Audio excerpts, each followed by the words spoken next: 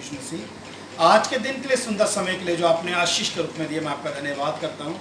भाई संदीप के लिए जिन्होंने अपने घर के दरवाज़ों को आपके लिए खोला, इनको अपने तमाम उत्तम आशीष देना।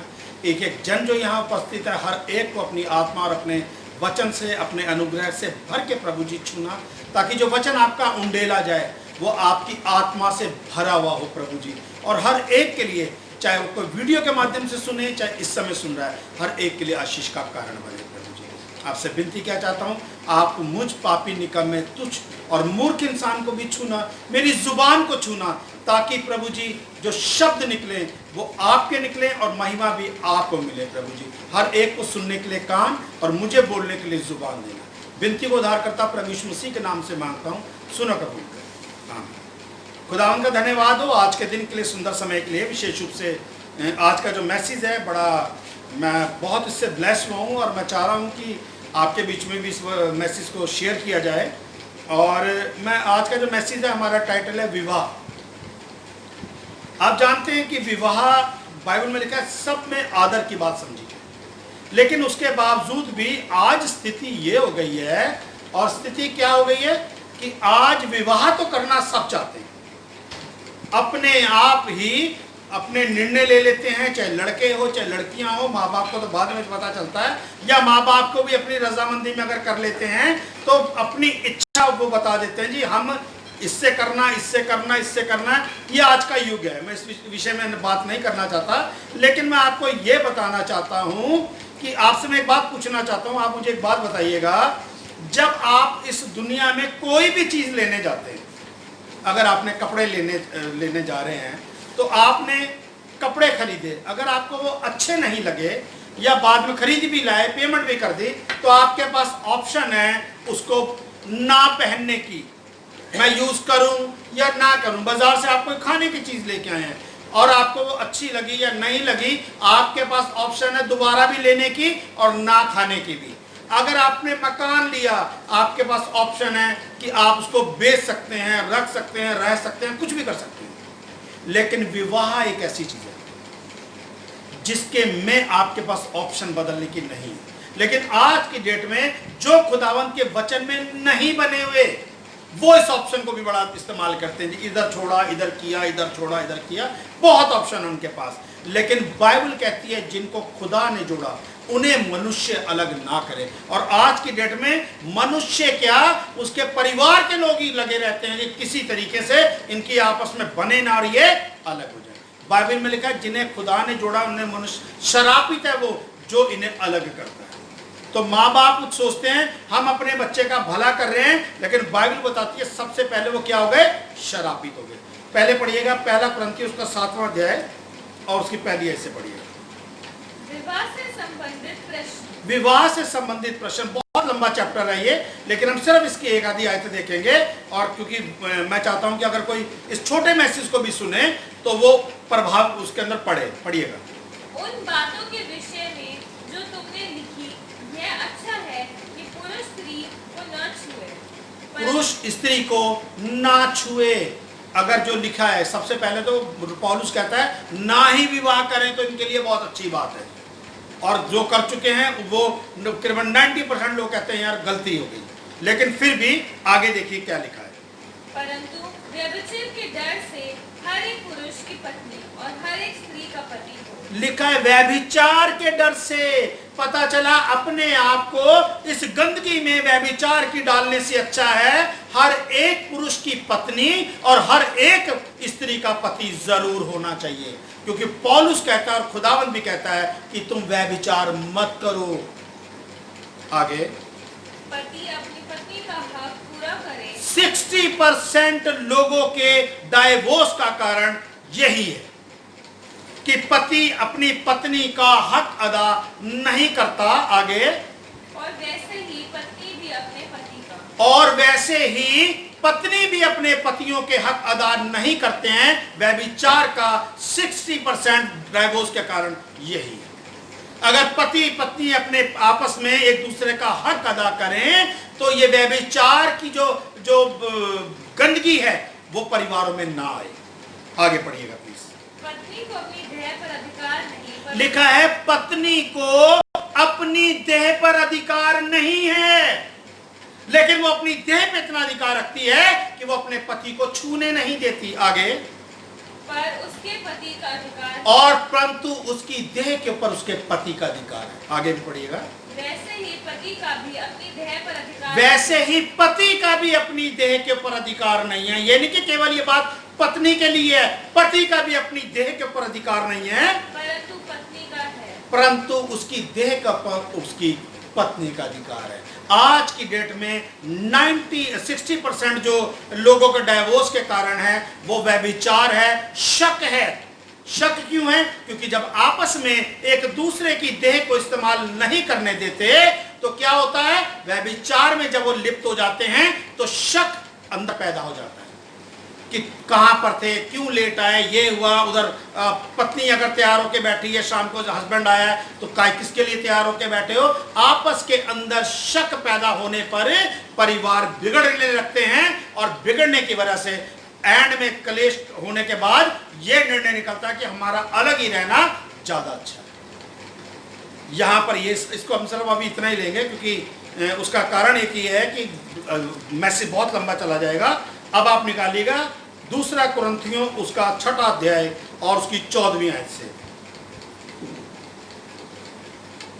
अविश्वासियों के साथ असमान जुए में न जुटो। सबसे पहले बाइबल बताती है, ये वर्ष कई चीजों में इस्तेमाल होती है लेकिन आज ये वर्ष इस्तेमाल हो रही है विवाह में। लिखा है अविश्वासियों के साथ असमान जुए में ना जुटो। खुदावंद कहता है कि अन्य जातियों में विवाह मत करो, वो अविश्वासी हैं। ना तो तुम्हारा धर्म, ना तुम्हारा उठना बैठना, ना तुम्हारे विचार, ना तुम्हारा खुदा आपस में मेल खाएगा तो आपस में तुम्हारा परिवार कभी बन सकता ही नहीं है। करोड़ों लोगों में से कोई एक स्त्री ऐसी होगी, करोड़ों में से भी क्या, बाइबल में एक स्त्री का जिक्र है जिसके बारे में बता रहा हूं, जो रूत बन सकती है, जो ये कहेगी कि तेरा खुदा मेरा खुदा होगा और तेरे लोग मेरे लोग होंगे। नहीं तो स्त्रियां आज की डेट में जब अन्य जाति की आती हैं, आप अहाब के बारे में पढ़ो, जब उसने मिस्री उससे किया शादी की इजाबेल से, तो उसने क्या किया, उसको मूर्ति पूजा में धकेल दिया। सुलेमान भी बहुत बुद्धिमान था लेकिन उसने भी जब अन्य जातियों में जाके विवाह किया, उन स्त्रियों ने भी उसको मूर्ति पूजा में धकेल दिया। यहां पर भी बात यही है कि अविश्वासियों के साथ असमान जुए में ना जुटो। या असमान जुआ क्या होता है? असमान जुआ क्या होता है कि अगर आप जीवन की गाड़ी को चला रहे हो तो एक टायर तो कार का और एक ट्रक का कभी नहीं चलता। लेकिन हर कोई आज की डेट में इसका उदाहरण देता है ट्रैक्टर से कि आगे वाले दोनों पहिए छोटे और पीछे वाले बड़े। ट्रैक्टर जमीन को खोदता है, पावर चाहिए होती है उसको, तब उसके बाद वो उस दलदल में से चलने के लिए दूसरे वाले टायर काम नहीं करते, इसलिए उसका निर्माण ऐसे किया गया है। लेकिन बाइबल बताती है असमान जुए में मत जुटो। अपने आप को किसी भी और दुनिया की कोई सी भी गाड़ी देख लोगे तो क्या होगा, वो सारे टायर चारों एक जैसे होंगे, जरा सा भी उनका आपस में बैलेंस ठीक नहीं होगा तो टायर घिसने ज्यादा शुरू हो जाएंगे, गाड़ी को नुकसान होने का डर ज्यादा होगा। आगे, क्योंकि धार्मिकता और अधर्म का क्या मेल? धार्मिकता और अधर्म का क्या मेल? अगर तुम कहते हो हम खुदा के बच्चे हैं तो अधर्मी के साथ आप जीवन कैसे बिता सकते हो? धार्मिकता का अधर्म के साथ क्या मेल है? अन्य जातियों में विवाह कर लो, सारी जिंदगी कलेश खत्म नहीं होगा आपका, क्योंकि आपके विचार ही नहीं मिलेंगे। पहली बात तो आपको अगर अपने धर्म की पूरी जानकारी होगी, आप कभी भी अन्य जातियों में विवाह नहीं करोगे। लेकिन उसके बाद अधूरा ज्ञान अपने धर्म के बारे में कि मेरा धर्म अच्छा है, अगर वो पूछे कैसे अच्छा है तो पता नहीं है। क्यों? क्योंकि पता इसलिए नहीं, अगर पता होता तो अन्य जातियों में विवाह ना करते। लेकिन अब जब कर लिया है तो फिर वो कहता मेरा अच्छा, वो कहता मेरा, कि हार दोनों के सांझे नहीं। तो वो एक कहता जी प्रसाद खाओ, दूसरा मना करता नहीं जी मेरा बच्चा नहीं खाएगा, जबकि बच्चा दोनों का। नहीं जी हमारे धर्म में तो अगर धर्म की इतनी ही चिंता थी तो अन्य जातियों में विवाह किया क्यों? पढ़िएगा दोबारा स्लाइड को। क्योंकि धार्मिकता और अधर्म का क्या मेल? क्योंकि धार्मिकता का अधर्म के साथ क्या मेल? आगे, या ज्योति और अंधकार की क्या संगति? ज्योति और अंधकार की क्या संगति? बाइबल कहती है तुम ज्योति की संतान हो और वो है अंधकार की संतान, आपस में तुम्हारा क्या मेल है? ज्योति का अंधकार से क्या मेल है? कोई मेल नहीं है। लेकिन उसके बावजूद भी अपने आप को इतना ज्यादा बुद्धिमान समझते हैं। बुद्धिमान के समझते, मैंने आपको बताया ना कि आप बाजार से कोई भी चीज लेने जाओगे, आपके पास ऑप्शन है उसको बदलने की, आपके पास ऑप्शन है उसको यूज करना या ना करने की, लेकिन अपने जीवन का फैसला जब ये करते हैं किसी से कोई सलाह नहीं है। अपने आप ही घर से पता चला, सुबह काम पे गए और शाम को शादी करके आ गए। घर वाले कह रहे जी ये क्या हुआ, पड़ोसी कह रहे जी इनकी शादी का भी पता नहीं, हमें नहीं पता नहीं, करके आ गए, हम रख लिया, जब कर ही लिया तो रख लिया। तो आपस में खुद निर्णय कर लेते हैं। अपने जीवन का फैसला करने से पहले कभी खुदावन के पास नहीं आते हैं, कभी प्रार्थना नहीं करते हैं, कभी उपवास नहीं करते हैं कि खुदावन आप मुझे जीवन साथी दीजिएगा ना। लेकिन खुदा से और अपने घर वालों से ज्यादा अपने आप को बुद्धिमान समझते हैं, ये निर्णय खुद लेते हैं और तभी सारी जिंदगी भुगतते हैं। आगे, और मसीह का बलियाल के साथ क्या लगा? मसीह का बलियाल के साथ क्या मेल?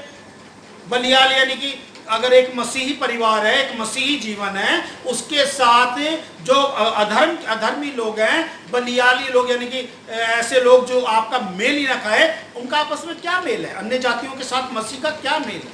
ये जिंदा खुदा, उनके देवता मूर्ता, ये वो खुदा जो आपसे बातचीत करता है, वो खुदा जिनके मुंह पे रहते हैं वो बोल नहीं सकते, कोई मेल ही नहीं है इनका। आगे, यह विश्वासी के साथ अविश्वासी का क्या नाम? मैं बता रहा हूं ये लाइन ये जो छोटा सा जो पैराग्राफ है इतना महत्वपूर्ण है। विश्वासी के साथ अविश्वासी का क्या मेल? लेकिन अगर क्रिश्चियन बच्चा भी अविश्वासी हो, ना दुआ बाइबल करता हो, ना आराधना प्रार्थना करता हो, ना चर्च में जाता हो, ना उसको वचन का ज्ञान हो, तो वो भी अविश्वासी है। अविश्वासी तो मिल सकते हैं, लेकिन विश्वासी अगर आप कहो कि मैं खुदा का बच्चा हूं, मैं खुदा से प्रेम करता हूं, खुदावन ने मेरे लिए अपनी जान दी है, तो आप विश्वासी हो, आपके साथ अविश्वासी का कोई मेल नहीं है। यह बाइबल बता रही है, सारी बातें बाइबल की लिखी है। आगे, और मूर्तियों के साथ परमेश्वर के मंदिर का क्या संबंध? मूर्तियों के साथ खुदा के मंदिर का क्या संबंध?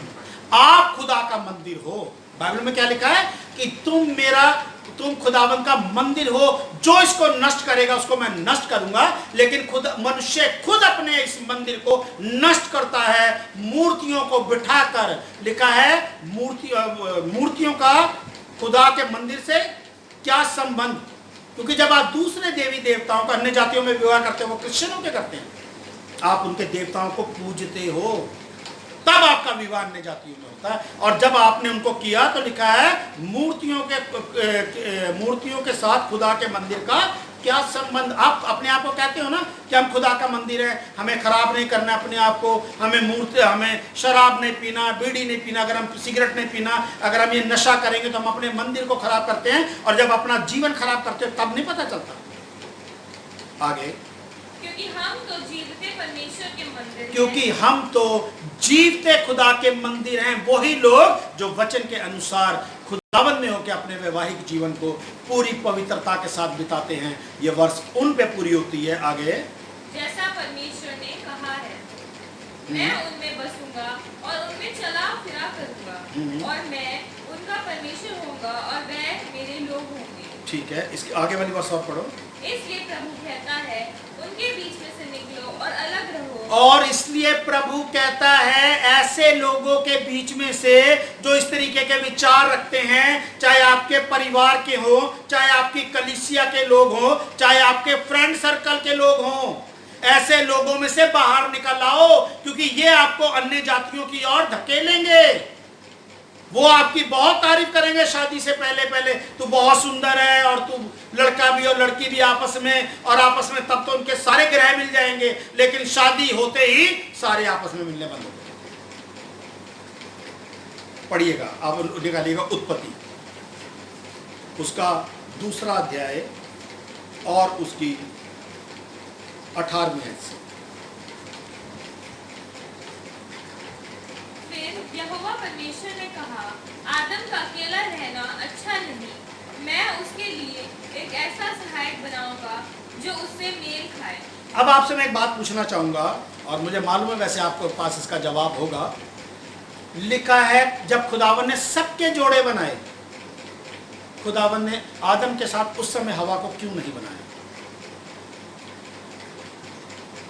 क्योंकि सवाल तो ये उठता है ना, ये तो है नहीं कि खुदा भूल गया था। जब जोड़े सबके बनाए तो आदम के जोड़े का भी उसको पता था, तो खुदा ने उस समय ये जोड़ा क्यों नहीं बनाया? दोबारा पढ़िएगा प्लीज इस वर्ष को। फिर यहोवा परमेश्वर ने कहा, आदम का अकेला रहना अच्छा नहीं, मैं उसके लिए एक ऐसा सहायक बनाऊंगा जो उससे मेल खाए। जितने भी जानवर थे, चाहे वो जानवर थे, चाहे पक्षी थे, चाहे रेंगने वाले थे, कोई भी ऐसा नहीं था जो आदम से मेल खाता हो। खुदावन कहता है मैं उसके लिए एक ऐसा सहायक बनाऊंगा जो उससे मेल खाए। और हम अपने जीवन में जो भी सहायक ढूंढते हैं, ऐसा ढूंढते हैं बस उसकी शक्ल अच्छी हो।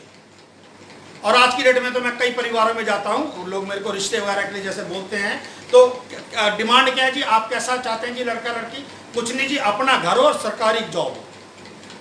यानी कि इसके अलावा ये नहीं कि खुदावन का भाई मानने वाला हो, वचन पे चलने वाला हो, उसका कद कैसा हो, छोटा है बड़ा, रंग कैसा है, मेल बेमेल ढूंढने के लिए तैयार है कि मेल ना खाए ये मंजूर है। वो काला, वो गोरा, वो छोटा, वो लंबा, वो मोटा, जो मर्जी चलेगा, बस क्या हो कि उसकी गवर्नमेंट जॉब और अपना घर, और अकेला बच्चा मिले तो बहुत अच्छा, ताकि उसको जल्दी से अपने हैंडल में किया जाए। तो लिखा है खुदावंद ने जब आदम के लिए जीवन साथी बनाना चाहा, तो ये नहीं है कि वो मेल खाए। किस तरीके से? वो नेचर में भी मेल खाए। आदम हवा आपस में सुख दुख बांट सकें, देखने में एक जैसे हो। ये नहीं कि आदम छोटा और हवा लंबी बना दी, क्योंकि अगर खुदावन ने आदम को पुतले से बनाया तो हवा को भी पुतले से बना सकता था, ताकि वो दोनों का एक जैसे देखने में हो। लेकिन आदम को के साथ खुदा ने हवा को क्यों नहीं बनाया? यही बाइबल का एक बहुत बड़ा रहस्य है। बता सकते हैं क्यों नहीं बनाया? वो एक साथ थे पहले से, नर और नारी पर। God bless you. क्योंकि खुदावन के अंदर ये गुण था नर और नारी का। ये देखिए, पढ़िएगा पहला अध्याय और उसकी 27वीं आयत निकालिएगा। उत्पत्ति पहला अध्याय उसकी 27वीं आयत पढ़िएगा। परमेश्वर ने मनुष्य को अपने स्वरूप के अनुसार उत्पन्न किया। अभी यहाँ पर आदम बना नहीं है, आदम बनेगा दूसरे अध्याय में, लेकिन यहाँ पर खुदावन ने आदम को ग्लोरीफाई बॉडी में बना दिया है। क्या लिखा है प्लीज पढ़िएगा। तब परमेश्वर ने मनुष्य को अपने स्वरूप के अनुसार उत्पन्न किया। सबसे पहले तो खुदा ने मनुष्य को अपने स्वरूप के अनुसार पैदा किया। स्वरूप का मतलब क्या होता है? कि खुदावंद जैसा स्वभाव और खुदावंद जैसा रूप, तब होता है स्वरूप। खाली रूप नहीं लिखा है कि खुदावन ने आदमी को अपने रूप में बनाया, स्वरूप लिखा है कि खुदावन का आदम का स्वभाव भी खुदावन जैसा हो और आदम का रूप भी खुदावन जैसा। आपने देखा होगा कई देवी देवता होते हैं जिनके कई कई हाथ पैर और ये जो कई कई हथियार, लेकिन खुदावन बताता है कि मैं जैसे तुम देखने में हो, खुदावन बिल्कुल ठीक ऐसा है। साइंस बेशक कहती हो आदमी वानर से बना है, लेकिन इन हजारों सालों में भी आज तक मनुष्य की ना तो सींग है और ना पूंछा ही कुछ है। अगर वानर से बना है, इतने सालों में अगर परिवर्तन हुआ है, अब क्यों नहीं हो रहा परिवर्तन? लेकिन खुदावन ने शुरू से मनुष्य को अपने स्वरूप में बनाया। आगे, अपने ही स्वरूप के अनुसार परमेश्वर ने उसको उत्पन्न किया। इस बात को 2 बार लिखा गया है और ये गलती नहीं हुई है। 2 बारी लिखने का मतलब है कि इस बात की जरूर कोई इंपॉर्टेंस है कि अपने ही स्वरूप के अनुसार खुदावंद ने आदम को बनाया। आगे, नर और नारी करके उसने मनुष्य की सृष्टि की। कैसा बनाया खुदा ने आदम को? नर और नारी करके। और नर और नारी के गुण खुदावंद के अंदर भी पाए जाते हैं। तभी खुदावंद ने अपने में से, यानी कि अपना खुदावंद ने अपना श्वास फूका। क्योंकि खुदावन ने आदम को किससे बनाया तो मिट्टी का पुतला।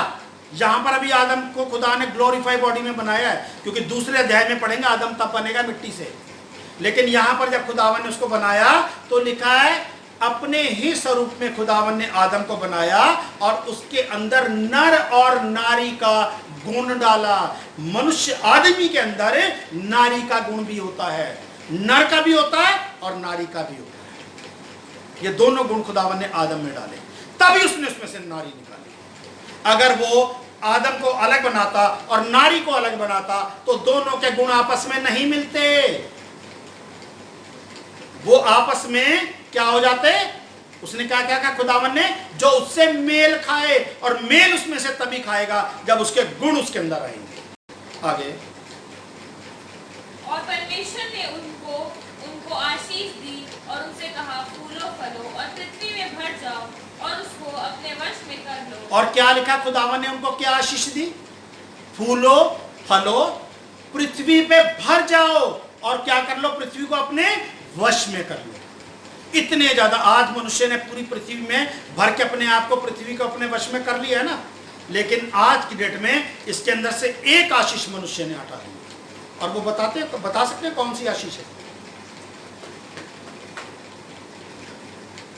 फलने फूलने वाली आशीष मनुष्य ने अपने में से हटा दी। खुदावन ने कहा फूलो फलो, अर्थात अपनी जनरेशन को आगे बढ़ाओ।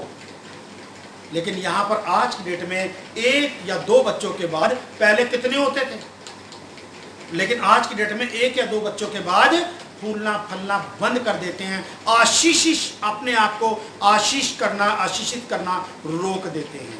खुदावन ने कहा पृथ्वी को, अब हम सोचेंगे जी पृथ्वी में तो आगे प्रॉब्लम होगी खाने के पीने की। जब आप पैदा हुए, आप अपने भोजन को, अपने आने वाली हर एक चीज़ का खुदावन आपका इंतज़ाम करके भेजा है। पहले एक आदमी कमाता था तो तब भी पूरा परिवार खाता था, आज सारा परिवार कमाता है तब भी एक ही आदमी को खिला पाता है। लेकिन खुदावन ने बाइबल में लिखा है तुम चिंता मत करो, क्योंकि मैं तुम्हारे लिए उन पक्षियों और जानवरों से ज्यादा सोचता हूं। लेकिन मनुष्य सोचता है कैसे पढ़ाएंगे, कैसे लिखाएंगे, कैसे करेंगे। अपनी आशीष को इन्होंने खुद अपने यहां से काट दिया है। करिए दूसरा विशेष में हम बाद में बात करेंगे, दोबारा आ जाइए दूसरे अध्याय पे।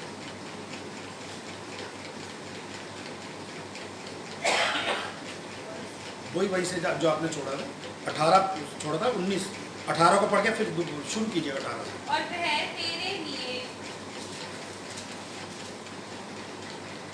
2 का 18 से।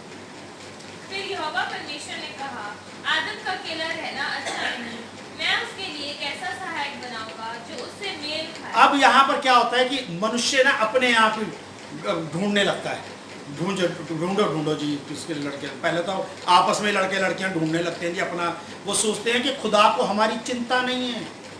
यहाँ पर लिखा है खुदाबंद ने आदम के लिए, आदम ने नहीं कहा मेरे लिए कोई मेल वाला कोई स्त्री बनाओ मेरे लिए, सबके तो जोड़े बनाए हैं, क्योंकि ये आदम को बनाने के बाद अगले दिन नहीं बनाई गई हवा, बहुत सालों के बाद खुदावन ने ये निर्णय लिया। लेकिन क्या लिखा है, जब आदम वहां पर क्या देखता था, मनुष्यों को, वो जानवरों को, पक्षियों को बढ़ते हुए देखता था कि पहले तो मैंने देखा था ये कुछ महीने पहले ये 2 थे, अब ये 7-8 हो गए हैं। ऐसे करके जब उसने उनको फलते फूलते देखा उसको बड़ा अच्छा लगता था। लेकिन वो खुद अपने आप को रात को जब सोता था, बैठता था, खाता था, अकेला महसूस करता था कि किससे मैं अपनी बात करूं। जानवरों से प्रेम करता था, खेलता था, सब कुछ करता था, लेकिन उसके सुख दुख बांटने वाला, सुख दुख बांटने का मतलब ये है, खुदावन कब आता था आदम से मिलने?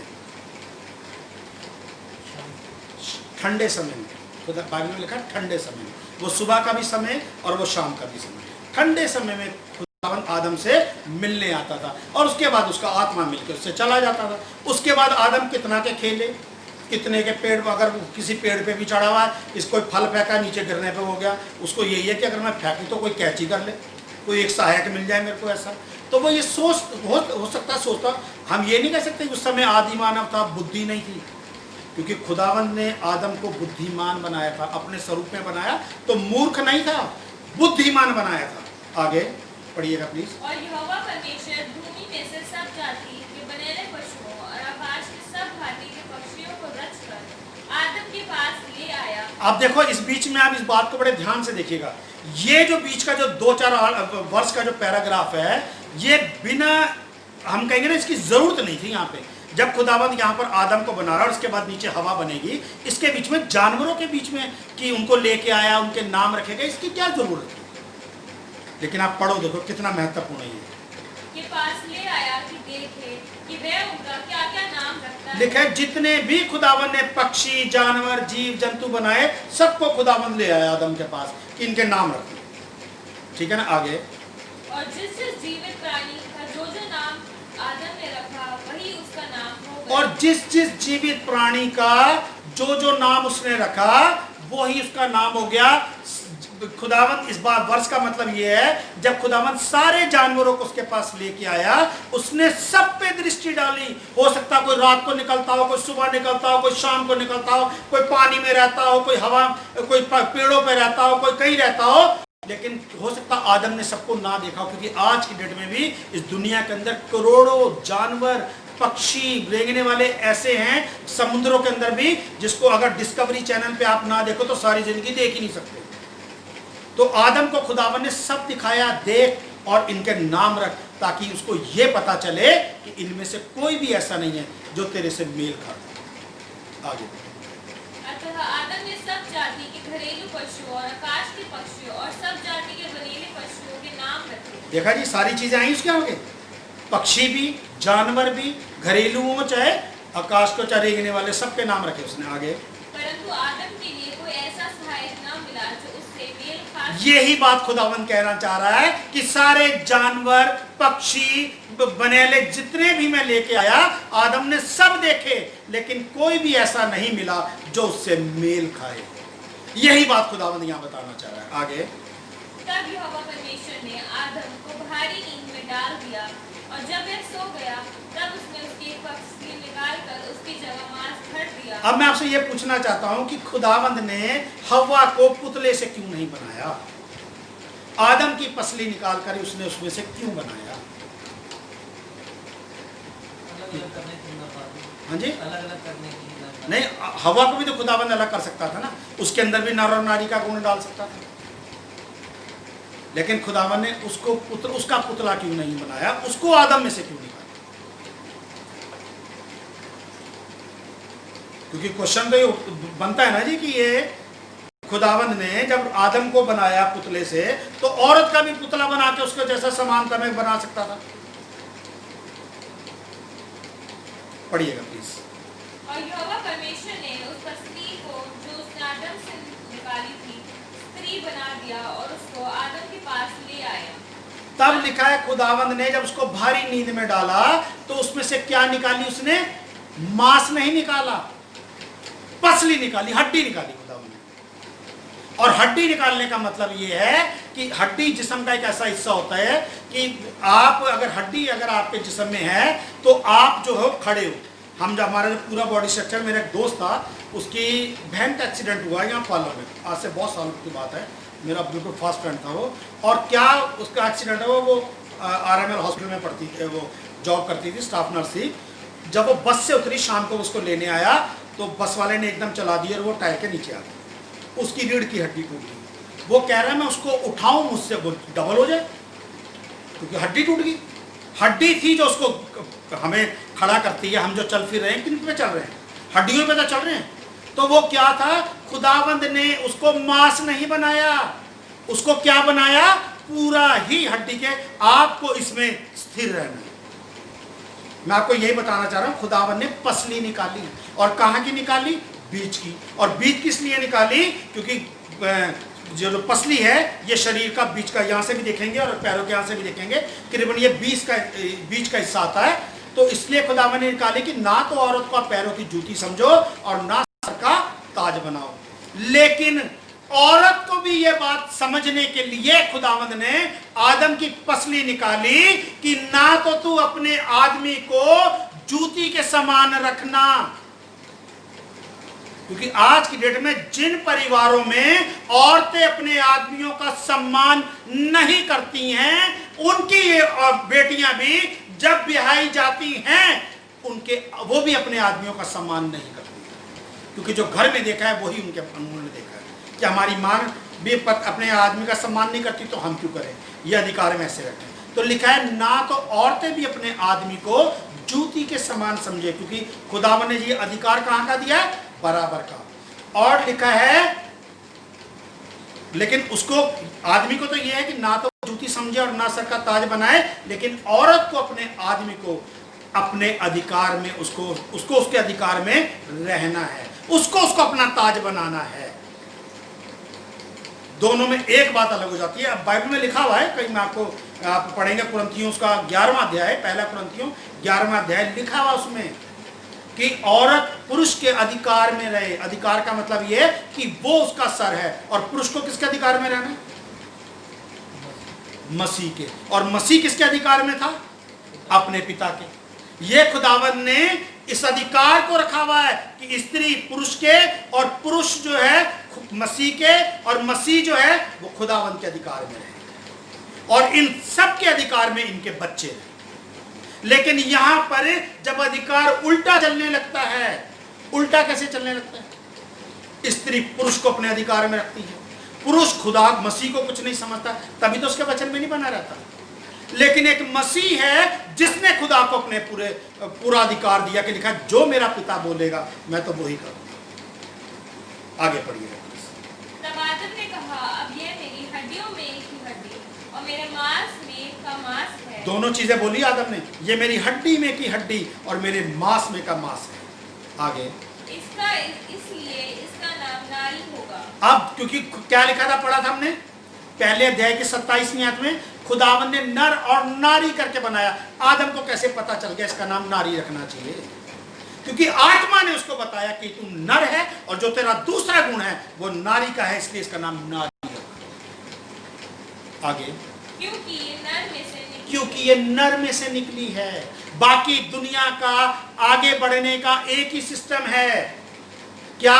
कि जब वो आपस में मिलते हैं तब उसके बाद उनकी जनरेशन आगे बढ़ती है। लेकिन यहां पर खुदावंद ने स्त्री को पुरुष के अधिकार में रखते हुए उसको उसके अधिकार में रहने के लिए बनाया। आगे इस कारण पुरुष अपने माता पिता को छोड़कर अपनी पत्नी से मिला रहेगा और वे एक ही तन बने रहेंगे। ये वाली वर्ष से आप क्या समझते हैं? अभी तो आदम का माता पिता ही नहीं है कोई, उसको कैसे पता चल गया कि माता पिता बनेंगे?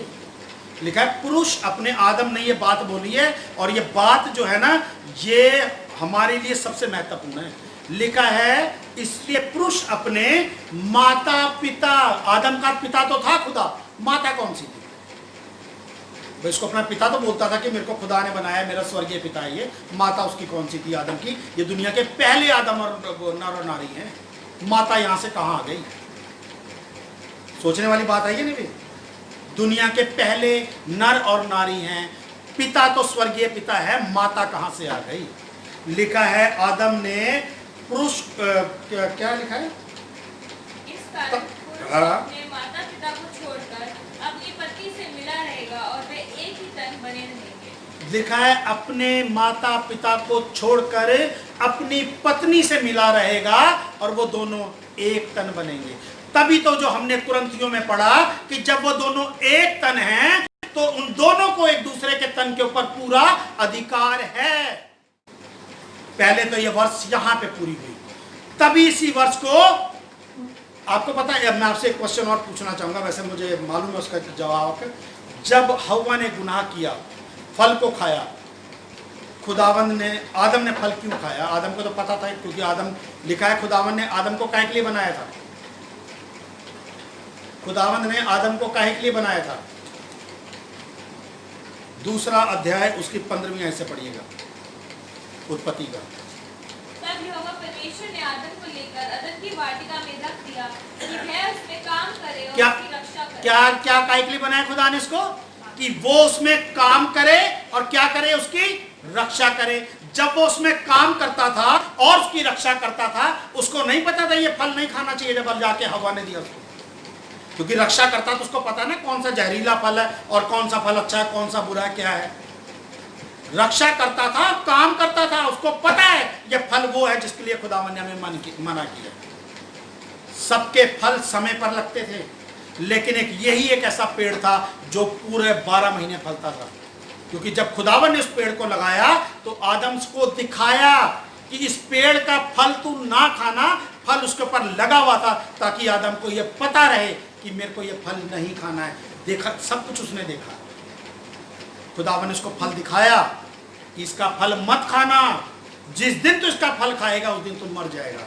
आदम को पता था, तभी वो सभी पेड़ों की रक्षा करता था, उसकी देखभाल करता था और काम करता था, उसमें पानी देना पेड़ों में और सबका कि कहीं पानी ज़्यादा तो निकाल देना, सारे काम करता था अदन की वाटिका में। खुदा ने उसको इसीलिए रखा था।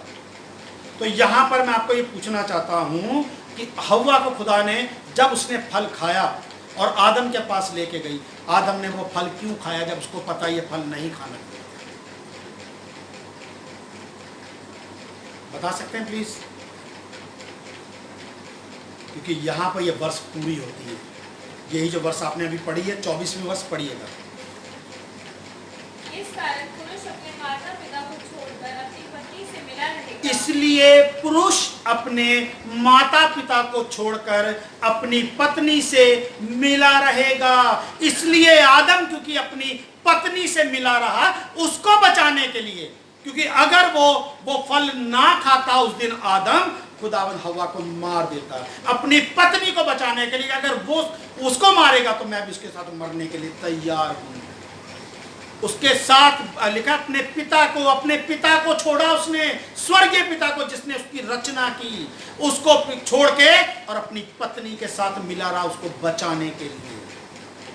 इसलिए पुरुष अपने माता पिता को छोड़ के, यानी कि नर और नारी अपने माता पिता को छोड़ के, पुरुष के लिए लिखा है अपनी पत्नी से मिला रहेगा। और ये वर्ष किसने पूरी की? ये वाली वर्ष किसने पूरी की? निकालिएगा यूहन्ना 3 अध्याय। मैं उम्मीद करता हूँ अभी तक समझ गए होंगे, लेकिन बड़ा गहरा वचन है आज का। और यूहन्ना 3 अध्याय। प्रभु यीशु मसीह क्या है हमारा? प्रभु यीशु मसीह हमारा क्या है? हाँ जी, मित्र। चलो पढ़ते हैं। बहुत कुछ है वो हमारा, बहुत बाइबल में बहुत कुछ लिखा हुआ है। आप पढ़िएगा इसके 3 अध्याय उसके 28वें से। तुम तो आप ही मेरे गवाह हो कि मैंने कहा मैं मसीह नहीं। ये बात यूहन्ना बोल रहा है कि तुम आप ही मेरे गवाह हो कि मैं तुमसे खुद कह रहा हूं कि मैं मसीह नहीं हूं, परंतु उसके आगे भेजा गया हूँ। उसके आगे भेजा गया हूं जिसकी दुल्हन वो हमारा दूल्हा है। जिसकी दुल्हन है वही दूल्हा है। वही दूल्हा है। प्रभु यीशु मसीह क्या है? हमारा दूल्हा है। जैसे आदम ने हव्वा को बचाने के लिए वो फल खाया, ऐसे ही जब हम गुनाह में हुए हमें बचाने के लिए प्रभु यीशु मसीह ने अपनी दुल्हन को बचाने के लिए सलीब के ऊपर अपनी जान दी कि मैं अगर अपनी दुल्हन को नहीं बचाऊंगा तो आदम की यह वर्ष पूरी नहीं होगी। लिखा है हे पिता तूने मुझे क्यों छोड़ दिया? क्योंकि जब उसने अपनी दुल्हन के गुनाहों को अपने ऊपर ले लिया तो उसके पिता ने उसको छोड़ दिया। उसने अपनी दुल्हन को बचाने के लिए अपने आप को वो फल जबरदस्ती खाया, उसके गुनाहों को अपने पर खुद लिया। प्रभु यीशु मसीह ने कोई गुनाह नहीं किया था, लेकिन उसने अपनी दुल्हन के गुनाहों को अपने ऊपर लिया। जैसे आदम ने हव्वा को बचाने के लिए उसके गुनाहों को अपने ऊपर लिया, ऐसे ही प्रभु यीशु मसीह ने हमें बचाने के लिए हमारे गुनाहों को अपने ऊपर ले लिया ताकि वहां हव्वा बच सके और यहां पर हम बच सके। यही उसका अनुग्रह है जो प्रभु यीशु मसीह ये अनुग्रह लेकर आया। हमारे पास बचने की कोई गुंजाइश नहीं थी, कोई रास्ता नहीं था इस दुल्हन के पास बचने का, क्योंकि ये वो दुल्हन है जो अधिकार में नहीं रहती है। ये अधिकार में नहीं रहती है। ना तो हव्वा आज की डेट में अधिकार में रहती है और ना ही उसका आदमी प्रभु यीशु मसीह के अधिकार में रहता है। दोनों ही अपने अधिकारों में अपने अधिकारों के बाहर निकल चुके हैं।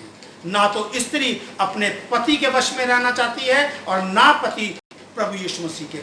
जो आदमी अपने प्रभु यीशु मसीह के अधिकार में रहेगा उसकी पत्नी उसके अधिकार में जरूर रहेगी। और कब रहेगी? जब आदमी अपने लिए सहायक खुदा से मांगेगा। अगर वो आदमी अपना सहायक खुद ढूंढेगा तो फिर उसका सर्वनाश निश्चित है। आपको पता है खुदावन ने क्या लिखा? मती में लिखा हुआ है कि अगर व्यभिचार के अलावा, एक बार और पढ़ेंगे, आप निकालिएगा मती और उसका 5वां अध्याय 27वीं आयत से लेके और जबकि व्यभिचार का भी लिखा और तलाक का लिखा, दोनों को पढ़ेंगे प्लीज।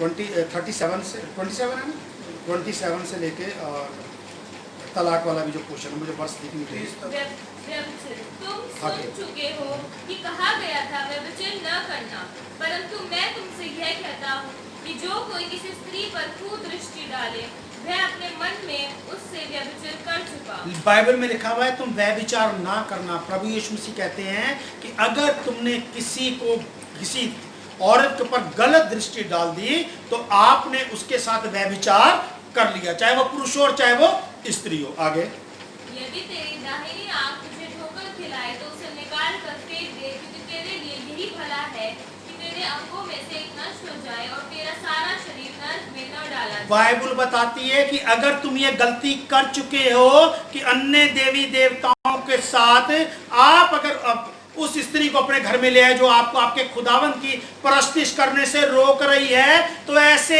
अंग को अपने बीच में से काट डाल, क्योंकि सारे तेरे जिस्म का नाश होने से तेरे हाथ का कटना अच्छा है, तेरी आंख का निकलना अच्छा है। पढ़िएगा क्या लिखा है। यदि तेरा दाहिना हाथ तुझे ठोकर खिलाए तो उसे काट कर फेंक दे, क्योंकि तेरे लिए यही भला है कि तेरे अंगों में से एक नष्ट हो जाए और तेरा सारा शरीर नरक में न डाला। तेरे अंगों में से एक अंग नष्ट हो जाए और तेरा पूरा शरीर नष्ट होने से बच जाए, ये बताती है बाइबल। आगे, यह भी कहा गया था जो कोई अपनी पत्नी को तलाक देना चाहे तो उसे त्याग पत्र दे, परंतु मैं तुमसे यह कहता हूँ कि जो कोई अपनी पत्नी को व्यभिचार के सिवा किसी के और के कारण से तलाक दे तो वह उससे व्यभिचार करवाता है, और जो कोई उससे त्यागी हुई से विवाह करे वह व्यभिचार करता है। बाइबल में लिखा है अगर कोई अपनी पत्नी को, मूसा के टाइम में कहा गया कि अगर आप अपनी पत्नी को छोड़ना चाहते हो तो त्याग पत्र दो। आज की डेट में सारी दुनिया उस त्याग पत्र को लिए ही घूमती है।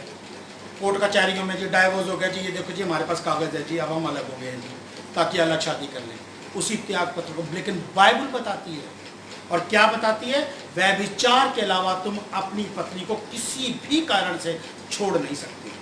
आप कहो जी अब मेरे को अच्छी नहीं लगती है, अब ये खाना नहीं बनाती है, अब ये करती है, उसके अंदर जितने मर्जी नुक्स निकाल लो, लेकिन बाइबल कहती है कि अगर खुदावन ने तुम्हें जोड़ दिया है तो तुम्हें कोई अलग नहीं करेगा, ना तुम्हारे माँ बाप, ना तुम्हारे बहन भाई, और ना ही तुम्हारे विचार जो तुम्हारे अंदर पैदा हो रहे हैं, क्योंकि तुम चाहते हो कि मैं अपनी पत्नी को या अपने पति को छोड़ के और मैं दूसरी शादी करूं। कमियां ढूंढते हो उसके अंदर कि इसके अंदर ये कमी है, अच्छाइयां अब मिलनी बंद हो गई, अब कमियां मिलनी शुरू हो गई हैं। आपने उनकी कमियों को दूर करना है, क्योंकि वो आप एक आत्मा और एक तन हो। आपने उसको कमियों को निकाल के अपने लिए तलाक का वो नहीं करना है, साधन नहीं निकालना है। लेकिन व्यभिचार के अलावा कोई किसी भी कारण से आप अपनी पत्नी को नहीं छोड़ सकते। आपको पता है प्रभु यीशु मसीह ने जो है वो अन्य जातियों में प्रचार करने के लिए कब कहा, क्योंकि जब चेले वहां पर गए, प्रभु यीशु मसीह ने कहा इजरायलियों को छोड़ के तुम किसी के पास मत जाना। प्रभु यीशु मसीह ने आज्ञा दी चेलों को, जब भेजा इजरायलियों को छोड़ के, लिखा है मेरी खोई हुई भेड़ें हैं, उनको छोड़ के किसी के पास मत जाना। लेकिन अगर आप मत्ती 28 में पढ़ेंगे तो लिखा है सब जाति के लोगों को चेला बनाओ और उन्हें मेरी बातें मानना सिखाओ। यहां पर वचन क्यों बदल गया? क्योंकि इजरायलियों ने व्यभिचार किया, उन्होंने अपने दूल्हा अर्थात प्रभु यीशु मसीह को छोड़ के बरअब्बा को मांग लिया, दूसरा दूल्हा मांग लिया।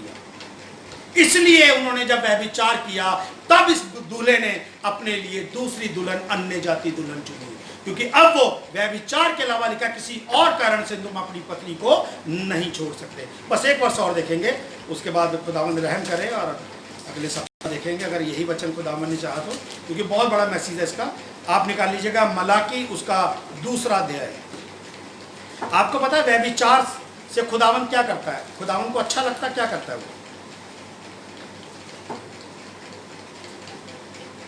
व्यभिचार के लिए अभी तो आपने पढ़ा है ना, इसके तलाक के लिए खुदावंद अच्छा लगता है, क्या लगता है खुदावंद को?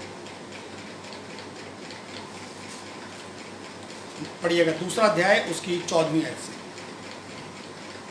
इसलिए क्योंकि यहोवा तेरे और तेरी उस जवानी की संगिनी और ब्याही हुई स्त्री के बीच साक्षी हुआ था, जिससे तूने विश्वासघात किया है। लिखा है इसलिए खुदा यहोवा तेरी उस जवानी की संगनी, जब जवान थी तो बहुत अच्छी लगती थी, लेकिन आज जब वो उसकी उम्र ढल गई है, वो बुढ़ापे की ओर है, अपने बच्चों के में होने पर अपने पे ध्यान नहीं देता है, तूने उसके साथ विश्वासघात किया है। आदमी के लिए लिखा हुआ है,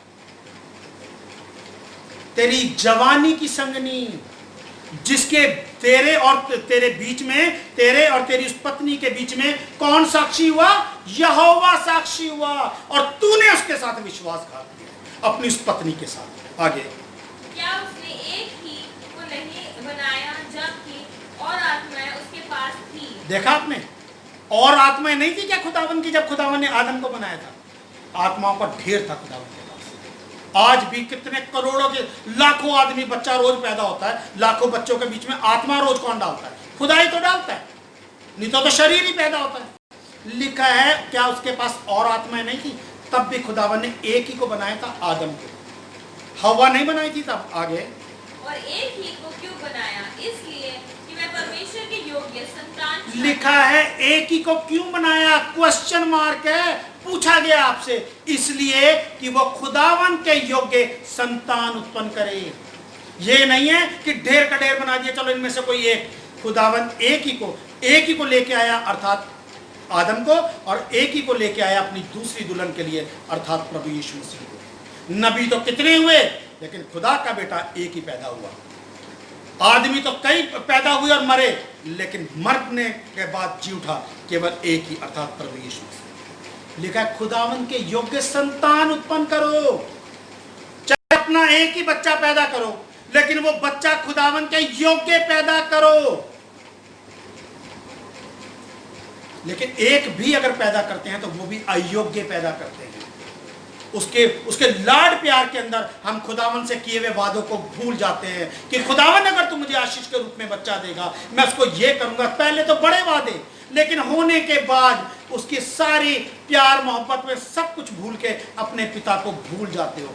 पत्नी के मुंह में नहीं, पत्नी के साथ तो विश्वासघात कर लेते हो, लेकिन खुदावन के योग्य संतान उत्पन्न नहीं करते हो। आगे, इसलिए तुम अपनी आत्मा के विषय में चौकस रहो। इसलिए तुम अपनी आत्मा के विषय में दूसरों की आत्माओं की चिंता मत करो कि उसको बचाना है, उसको बचाना है, उसको बचाना है, पहले अपनी आत्मा बचाओ। इसलिए तुम अपनी आत्माओं के विषय में चौकस रहो। और तुम में से कोई अपनी जवानी की स्त्री से विश्वासघात न करे। और क्या लिखा है? तुम में से कोई भी अपनी जवानी की स्त्री के साथ विश्वासघात ना करे। आगे, क्योंकि इस्राएल का परमेश्वर यहोवा यह कहता है। क्योंकि देखो कितनी बड़ी बात, ये नहीं कहा कि खुदा ये कहता है, इसलिए लिखा है क्योंकि इजराइल का, दुनिया के और देवी देवता कुछ भी कहता रहे, लेकिन हमारा खुदावन क्योंकि इजराइल का खुदा है, लिखा है इजराइल का खुदा यहोवा यूं कहता है, मैं स्त्री त्याग से घृणा करता हूं। मैं स्त्री त्याग से घृणा करता हूं। घृणा किसके लिए शब्द इस्तेमाल होता पता आपको?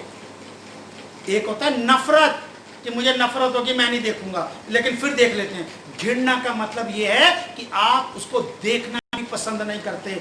जो परिवारों के अंदर ये वाली दशा आ जाती है पति पत्नी को छोड़ने की, डाइवोर्स की, खुदावन कहता है मैं स्त्री त्याग से घृणा करता हूं। वो अपने लिए शराब कमा लेते हैं, अपनी आशीषों को छोड़ देते हैं, तभी उनका जीवन बर्बाद हो गया। आज क्रिश्चियनिटी का 80% बर्बाद होने का कारण यही है कि खुदावन उनसे घृणा करने लगा, क्योंकि उनके अंदर स्त्री त्याग, उनके अंदर व्यभिचार, लिखा है जवानी की स्त्रियों के साथ व्यभिचार, और इसी कारण खुदावन को अपनी आशीषों को वो छोड़ देते हैं और खुदावन उनसे घृणा करने लगता है। और लेकिन उनको यही जीवन अच्छा लगता है, और खुदावन कहता है व्यभिचार को छोड़ के किसी भी कारण से अपनी पत्नी को छोड़ना नहीं है।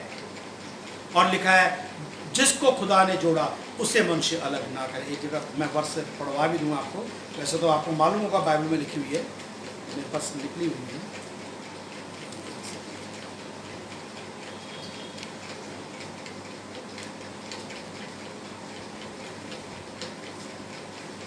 मैंने कहा थी वो वर्ष में ही, लेकिन जो भी है ये वर्ष आपको पता ही है कि जिनको खुदा ने जोड़ा उन्हें मनुष्य अलग ना करे।